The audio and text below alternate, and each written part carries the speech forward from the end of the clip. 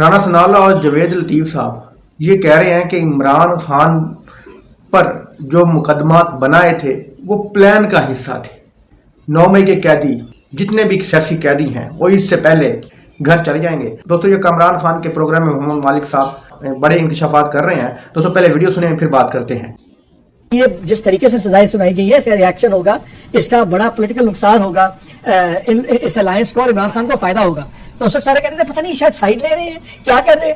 تو یہ بڑی آبویس چیز ہے. میرا خیال ہے وہ جو 3 فیصلے اوپر نیچے ہے بالکل اس کا بہت نقصان ہوا, جس کو انگریزی میں اوور کل کہتے ہیں. لیکن دیکھیے اب یہ کہنا یہ اب اور انٹرسٹنگ اس وقت کہنا جب سپریم کورٹ میں جو سارا سین چل رہا ہے اس وقت, جو کمیشن کی بات ہوئی اور اس میں ان اے وے گورنمنٹ کے لیے امبیرسنگ ہو گیا جب جلالی صاحب نے اپنا نام ہٹا لیا ریاکشن دیکھ کے. اور آج رؤف حسن صاحب کہہ رہے تھے کہ جی چیف جسٹس صاحب تو بالکل کوئی گیم کرنے کی کوشش کر رہے ہیں. سب کچھ اصل میں ہو یہ رہا ہے کہ کسی کو پوری چیز نہیں مل رہی. جیسے ابھی سسپینشن ہوا سینٹینس خان صاحب کا توشہ خانہ والا, تو اس میں پی ٹی آئی کی لیگل ٹیم آج گوھر صاحب میرے شو میں تھے تو وہ کہہ رہے تھے کہ ہم تو چاہتے تھے کہ پورا فیصلہ ڈیسیجن سیٹ اسائڈ ہو, سینٹینسز کا ہمیں فائدہ کوئی نہیں ہے. لیکن اس دن یہ بھی بڑا خوش تھے کہ دیکھیں سینٹینس سیٹ اسائڈ ہو گیا ہے. یہ ہر کسی کو پوری چیز نہیں مل رہی جوڈیشری سے. موضوع پہ بات کرنے کے لیے ہمارے ساتھ موجود ہے پاکستان کے نام نیوز اینکر نیوز اینالسٹ جناب محمد مالک. بہت بہت شکریہ محمد مالک صاحب. یہ فرمائیے گا بڑی دلچسپ صورتحال ہے. اس سے پہلے تو پی ٹی آئی کہتی تھی اور آبزرورز کہتے تھے کہ یہ کس طرح سے کیس چلائے گئے, نہ اس میں کوئی میرٹ ہے نہ کسی قسم کی ہے, اور 5 دن میں عمران خان کو 3 سزائیں دی گئی, کل ملا کر 30 سال ہو گئے. اب رانا ثناءاللہ جاوید لطیف وغیرہ یہ کہہ رہے ہیں کہ یہ دراصل ایک پلان تھا, اس سے پی ٹی آئی کی ہمدردی بڑھانا تھا, اور یہ کیس بنائے ایسے گئے کہ یہ کسی صورت میں ان کو سزا نہ ہو اور یہ ختم ہو جائے. بڑا دلچسپ اینگل آیا کیونکہ مسلم لیگ نون کی طرف سے ہے. خان صاحب وہ کہتے ہیں نا ہائنڈسائٹ ہیز اے 2020 ویژن. تو واپس جا کے آپ کو بڑی جلدی احساس ہوتا ہے کہ کیا مجھے جب آپ یہ بتا رہے تھے سارا کچھ مجھے ہنسی بھی آ رہی تھی, بیکاز اگر آپ اس دن ان سب کے بیانات نکالیے پی ایم ایل این والے تو کتنے سارے خوش تھے اور ایکسائٹیڈ تھے, اور اس قسم کے بیان آتے تھے دیکھیں انصاف ہو گیا ہے دیکھیں جو چیزیں. اور ہم لوگ جب ٹی وی پہ انالیسس کرتے تھے, آپ میں باقی دوست, ہم کہتے تھے کہ یہ جس طریقے سے سزائیں سنائی گئی ہے اس کا ریاکشن ہوگا, اس کا بڑا پولیٹیکل نقصان ہوگا, اس الائنس کو اور عمران خان کو فائدہ ہوگا. تو اس وقت سارے کہتے تھے پتہ نہیں شاید سائڈ لے رہے ہیں, کیا کر رہے ہیں. تو یہ بڑی آبویس چیز ہے. میرا خیال ہے وہ جو 3 فیصلے اوپر نیچے ہے بالکل اس کا بہت نقصان ہوا, جس کو انگریزی میں اوور کل کہتے ہیں. لیکن دیکھیے اب یہ کہنا یہ اب اور انٹرسٹنگ اس وقت کہنا جب سپریم کورٹ میں جو سارا سین چل رہا ہے اس وقت, جو کمیشن کی بات ہوئی اور اس میں ان اے وے گورنمنٹ کے لیے امبیرسنگ ہو گیا جب جلالی صاحب نے اپنا نام ہٹا لیا ریاکشن دیکھ کے. اور آج رؤف حسن صاحب کہہ رہے تھے کہ جی چیف جسٹس صاحب تو بالکل کوئی گیم کرنے کی کوشش کر رہے ہیں. سب کچھ اصل میں ہو یہ رہا ہے کہ کسی کو پوری چیز نہیں مل رہی. جیسے ابھی سسپینشن ہوا سینٹینس خان صاحب کا توشہ خانہ والا, تو اس میں پی ٹی آئی کی لیگل ٹیم آج گوھر صاحب میرے شو میں تھے تو وہ کہہ رہے تھے کہ ہم تو چاہتے تھے کہ پورا فیصلہ ڈیسیجن سیٹ اسائڈ ہو, سینٹینسز کا ہمیں فائدہ کوئی نہیں ہے. لیکن اس دن یہ بھی بڑا خوش تھے کہ دیکھیں سینٹینس سیٹ اسائڈ ہو گیا ہے. یہ ہر کسی کو پوری چیز نہیں مل رہی جوڈیشری سے. مگر ہم یہ دیکھ رہے ہیں کہ 2 فریق ہیں جو میں سمجھتا ہوں کہ بے پناہ نقصان ہوا ہے. ایک جانب جو ہمارا عدالتی نظام ہے, جیسے یہ کہا گیا کہ یہ سزائیں دے دی گئی تو یہ عدالتوں نہیں دی نا, یہ ہماری عدالتیں ہی تھی نا, ان کو سپروائز کر رہی ہے اسلام آباد ہائی کورٹ, اوپر سپریم کورٹ ہے. یہ عدالتیں اس طرح سے مثال کے طور پہ ہاتھ میں کھیل رہی ہیں. اور پھر اگر یہ کہا گیا کہ یہ کیوں کری گئی, کس طریقے سے کیس بنائے گئے, کس فولش انداز سے بنائے گئے, تو ہمارے ریاستی اداروں نے جب یہ کیسز بنائے تو پھر یہ چیز سامنے آئی. پھر اسلام آباد ہائی کورٹ کے ججز کہہ رہے ہیں کہ ہم پہ دباؤ ہے. تو اگر آپ کل ملا کے تصویر دیکھیں تو پاکستان کے 2 کلیدی ادارے جو ہیں وہ بری طرح سے متاثر ہوئے پچھلے اگر ہم 15-20 دن کے اندر ہی دیکھیں تو. خان صاحب سب سے بڑا مسئلہ یہاں کیپیسٹی کرائسس ہے, اہلیت کا بڑا سیریس ایشو ہے. آپ کو پتا ہے امریکہ کے اندر جب آپ ایک مقدمہ کرتی ہے اسٹیٹ, اگر اس کے اندر ہوتا ہے صرف ڈیفینڈنٹ کے پاس رائٹ ہوتا ہے فیصلے کے خلاف اپیل کرنے کا. اس لیے وہاں کیس سے بہت محنت کی جاتی ہے, بیکاز سرکار کے پاس ڈسٹرکٹ اٹارنی کے پاس ایک گولی ہوتی ہے چلانے کے لیے.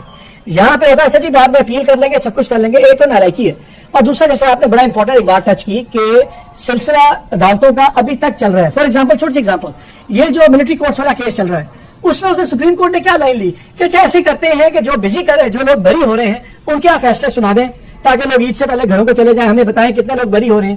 بھائی جب آپ یہ بھی بات مانتے ہیں, چاہے انسانی ہمدردی کہہ لیں جو مرضی کہہ لیں, تو آپ یہ نہیں ریلائز کرتے کہ جس کو بری کرنے کا اختیار ہے پھر اس کو سزا دینے کا اختیار بھی ہے. تو آپ ٹیسٹلی مان رہے ہیں فیصلہ دینے سے پہلے ہی کہ ملٹری کورٹس کی لیجٹیمیسی ہے. ہماری تو کورٹس بھی I think we have a serious capacity issue.